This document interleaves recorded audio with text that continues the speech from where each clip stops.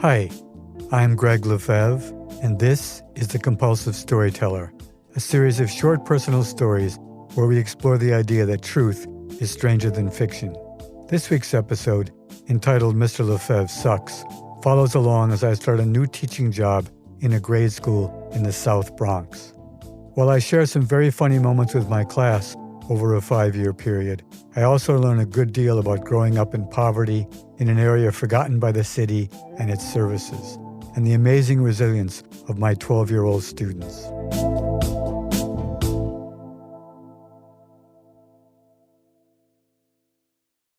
Mr. LeFevre Sucks. Vietnam is not our war. We must say no. Are we gonna go? Hell no, we won't go. Hell no, we won't go. Hell no, we won't go. Hell no, we won't go. Having been drafted to serve in Vietnam, I found a way to secure a draft-deferred teaching position in New York City. This seems like a much more positive way to serve my country than going to war on the other side of the world against the people who I don't consider to be my enemy. However, I have really no idea what I'm getting myself into. I now teach 6th grade at a public school in the South Bronx, and my classroom is on the 5th floor. I always know what kind of day I'm going to have with the class by how I climb that 5th flight of stairs each morning. If I'm dragging my ass, the kids will probably eat me alive. This morning, with a spring in my step, I'm confident that we're going to have a productive and fun day together. As a teacher, I pride myself on 2 things. First, I never let the kids see me sweat. I'm Mr. Cool, unflappable in all situations, and I never lose it. My school is full of teachers screaming at their students, but not me, cool, calm, and collected. Secondly, when my kids ask questions about why they have to do something, unlike most teachers, I never answer, because I told you so, that's why. I try to patiently answer all their questions, no matter how foolish or insubordinate they may seem. I get to my class and find all the kids have been let in by the teaching assistant, who, as usual, has disappeared somewhere. They all seem antsy and expectant. When I turn toward the blackboard, the reason why is abundantly clear. There on the blackboard, in chalk letters, in 12-inch tall all caps, is written, Mr. LeFevre Sucks Pussy, and pussy is spelled P-U-Z-Z-I-E. Remaining true to my teaching principles, I don't seem to be the least bit upset, but instead simply erase the word pussy and then spell it correctly in 12-inch caps. As I turn toward the class, I'm feeling pretty good about my level of emotional control, and I suggest to the class that maybe we should start the day with a spelling lesson. They all seem disappointed with my lack of reaction, but they're soon in for a treat. At that moment, the principal of the school enters the room and walks toward me. I'm standing in front of my desk, and I freeze. The class, however, is now all smiles as they watch to see how the situation will unfold. After all, how could I possibly explain Mr. LeFevre Sucks Pussy writ large on the front board? After a momentary lapse, I spring into action, putting my hand on the principal's shoulder, turning him away from the blackboard, which he hasn't seen yet, and toward my very amused class.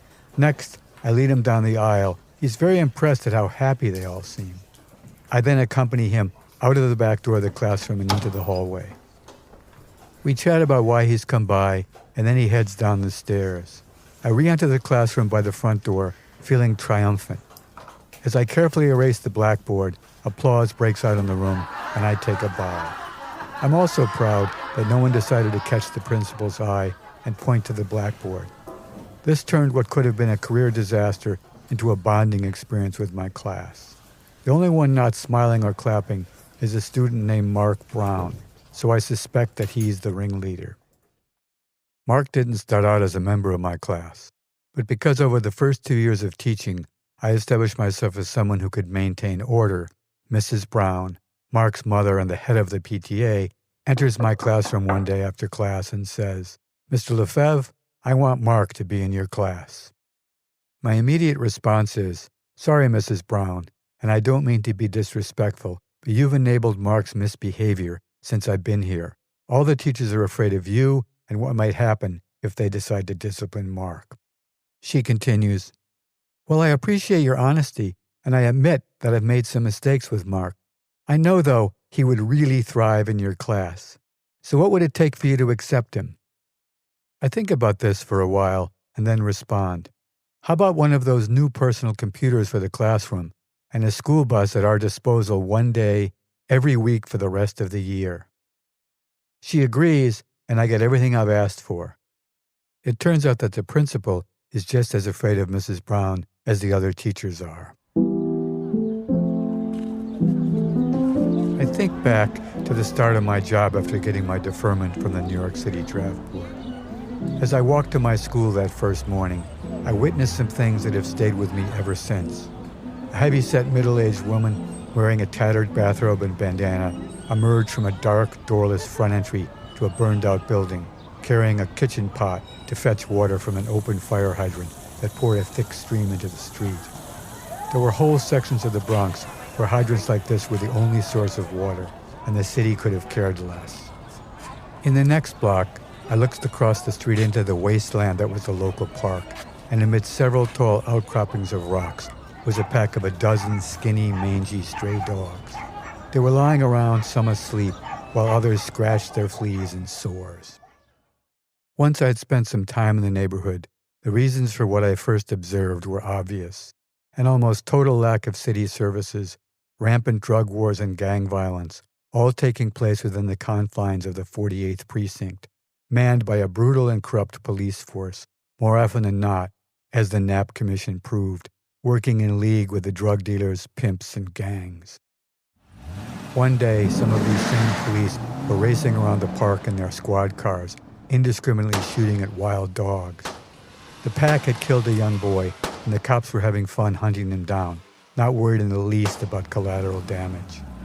I've since researched this event and can't find a single word about it online. The South Bronx was a foreign land then, ignored by the rest of the city, and apparently by the news media as well.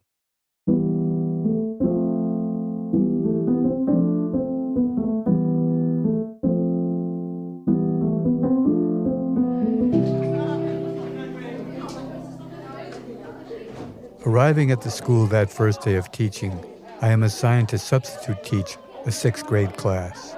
When I enter room 510, things are pretty much totally out of control. I raise my voice and say, "Quiet, everyone. I'm Mr. LeFevre, and I'll be your substitute teacher for the day."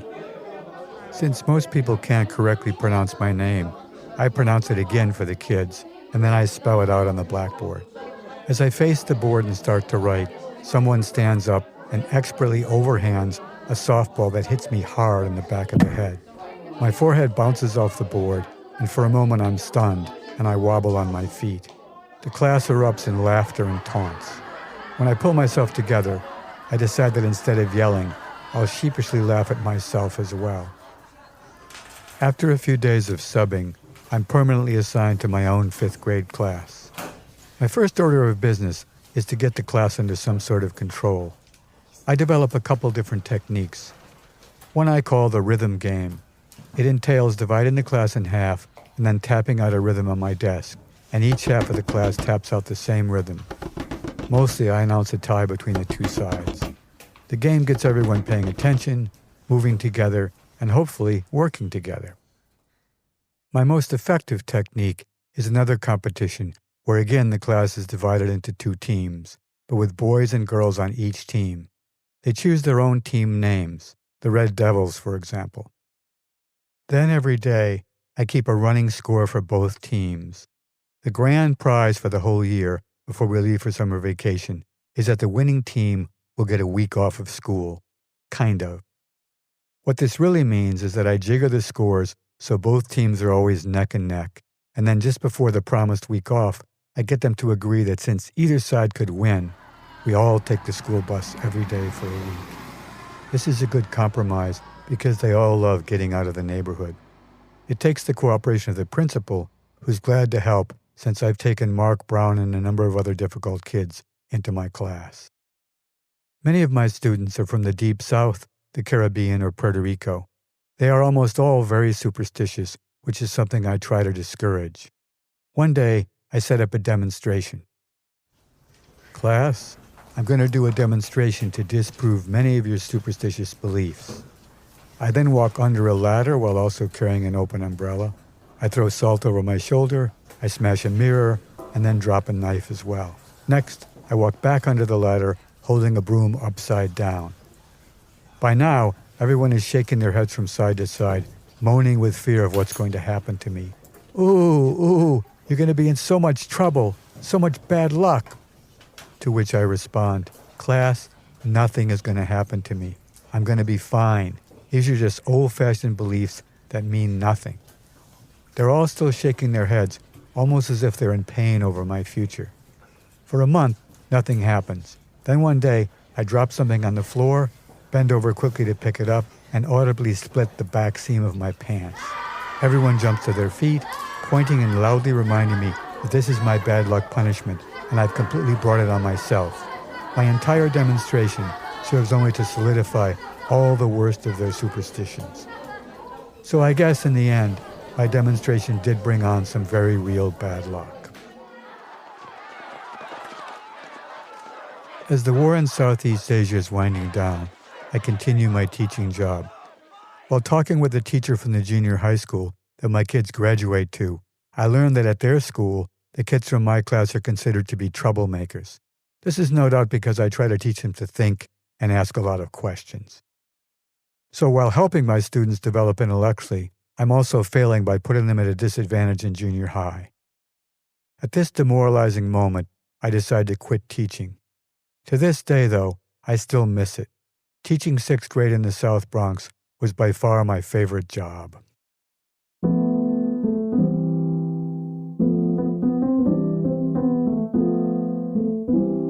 Fast forward to 20 years after our infamous spelling lesson. I have an exhibition of my photography at a high-end gallery in the Chelsea Art District. There's the usual crowd, well-dressed, well-heeled collectors, an assortment of hipsters, curators, writers, and artists. There's one guy, though, who stands out. He's in his early 30s, a tall, stocky black man, sporting cornrows with his pants hanging low. I have no idea who he is as he walks over with a bit of a swagger and then leans in and whispers, "These fucking photos suck." At that, I take a step backwards in shock, and he pokes me in the chest and says, "Gotcha, Mr. LeFevre." I respond, wait a minute, don't tell me your name." Mark Brown." I pause and then say, "Still just as big of a pain in the ass as you were when you were 11. We both laugh and exchange high fives. Then he tells me he saw something about my exhibition online and came all the way from Jersey by train just to say hi, in his own inimitable way.